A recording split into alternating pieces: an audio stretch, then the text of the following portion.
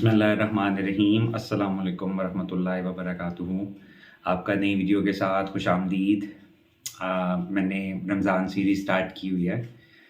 Ramzan series में पहली video की है कि किन को डायबिटीज़ के पेशेंट्स को रोज़े रखने चाहिए, किन को रोज़े रखने नहीं चाहिए। थोड़ा सा गाइड के लिए कि आप इस तरह गाइड करने के लिए कि आप वीडियो देख के आप डिसाइड कर सकें, अपनी फैमिली मेम्बर्स के लिए डिसाइड कर सकें कि कौन से डायबिटिक पेशेंट्स को रोज़े रखवाने हैं, किन को नहीं रखवाने हैं। अब जिन्होंने रोज़े डायबिटिक्स ने रख ली हैं उनकी थोड़ी सी ट्रीटमेंट एडजस्टमेंट्स की कुछ वीडियोस बनाऊंगा।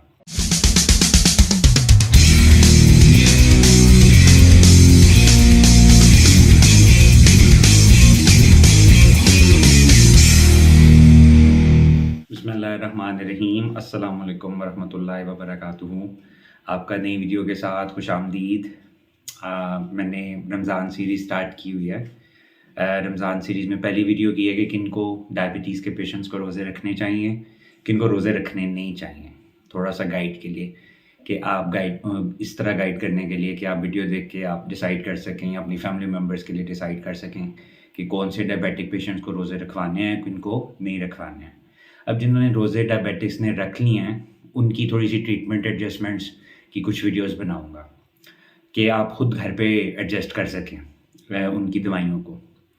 दवाइयाँ जो हैं वो मुख्तलिफ़ दुकानों के नाम से आती हैं, यानी कि उनके जो ट्रेड नेम्स हैं, ऐसे नाम जिनसे आप नाम बोल के दुकान से मेडिसिन लेते हैं उनको ट्रेड नेम कहते हैं। वो डिफरेंट हैं, 1000 कंपनियाँ पाकिस्तान में, सबकी डिफरेंट नाम है।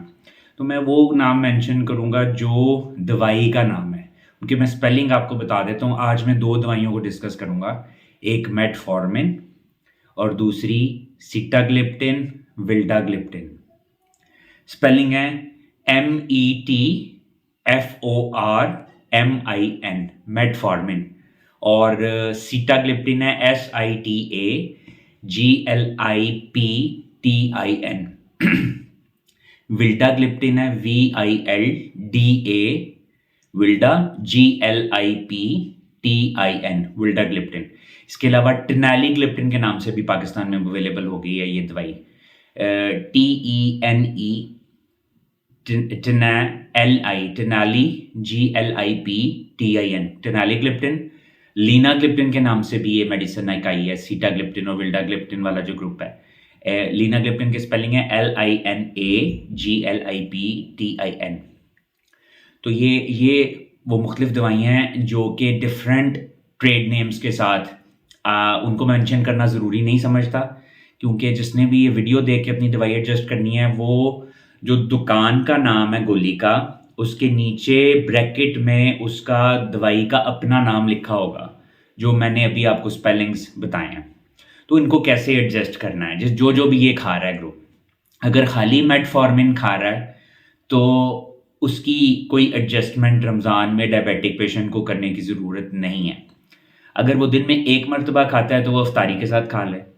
अगर रमज़ान से पहले वो 2 मरतबा खा रहा है तो एक गोली सहरी के साथ ले ले, दूसरी गोली अफ्तारी के साथ ले ले।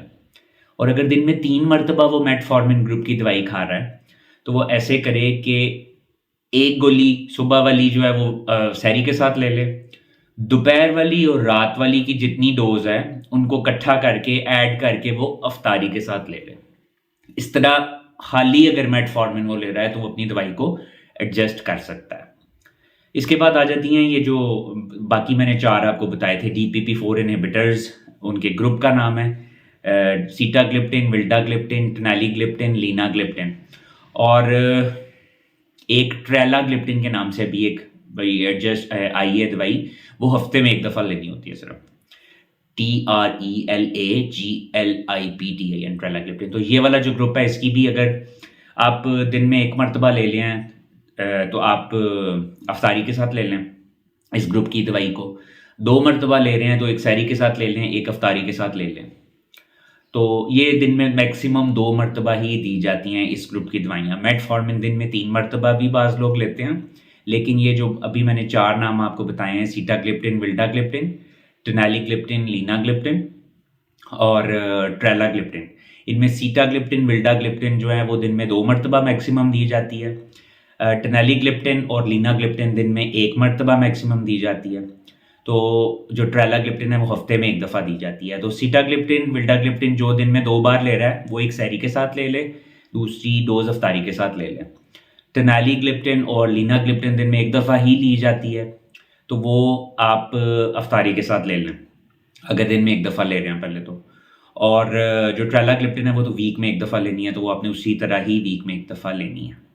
सो ये मैंने 2 ग्रुप ऑफ मेडिसिन्स जो हैं वो आपको बता दिए हैं। एक मेटफॉर्मिन बहुत कॉमन है, 250, 500, 750, 1000 मिलीग्राम इस तरह इन डोजेज़ में ये आपके पास आती है। अब अगर इन दोनों का मेटफॉर्मिन का और जो बाकी 4 मेडिसिन्स हैं उनमें सीटाग्लिप्टिन और विल्टाग्लिप्टिन जो है ना वो आपकी कम्बिनेशन में भी आती है मेटफॉर्मिन के साथ, यानी एक ही गोली में मेटफॉर्मिन भी होगी और सीटाग्लिप्टिन या विल्टाग्लिप्टिन भी होंगी। तो उसमें मेटफॉर्मिन के साथ स्लैश डाल के आगे लिखा होगा सीटाग्लिप्टिन, ये अमूमन 50, 500, 50, 850, 50, 1000 इन कम्बिनेशंस में ये एक ही गोली में दोनों ग्रुप्स की दवाइयाँ ऐड होती हैं। तो उनका भी वही रूल है कि ये चूंकि एडजस्टमेंट की ऐसा ज़रूरत नहीं होती। अगर कोई मरीज़ दिन में एक मरतबा ले रहा है ये कम्बिनेशन वाली इन दोनों की दवाई मेटफॉर्मिन और सीटाग्लिप्टिन विल्टाग्लिप्टिन की, तो वो अफ्तारी के साथ ले ले। अगर वो दिन में 2 बार ले रहा है तो एक सहरी के साथ ले ले और एक अफ्तारी के साथ ले ले। जो कम्बिनेशन है इन दोनों ग्रुप ऑफ मेडिसिन का वो भी मैक्सिमम दिन में 2 मरतबा ही दिया जाता है। अब कुछ ग्रुप्स आने वाली वीडियोस में कवर करूंगा, इस तरह थोड़ा थोड़ा जो है वो मैं बताऊंगा आपको कि किस तरह अपनी दवाई को आप लोग एडजस्ट करें। जो रोज़ों से पहले आप ले रहे हैं वो रोज़ों में किस तरह आपने एडजस्ट करना है। इसमें थोड़ा सा आपको पढ़ने लिखने की सलाहियत के बहुत इंपॉर्टेंट है कि आपको पता चल जाए कि जो मैं दवाई खा रहा हूँ उसका नाम क्या है। तो वो जो गोली का दुकान वाला नाम है उसके नीचे ब्रैकेट्स में किसी से पढ़वा लें अगर आप खुद नहीं पढ़ सकते, और जैसे मैंने बताया है उनको आप एडजस्ट कर लें। होपफुली आम लोगों को हेल्प होगी मेरी इस वीडियो से।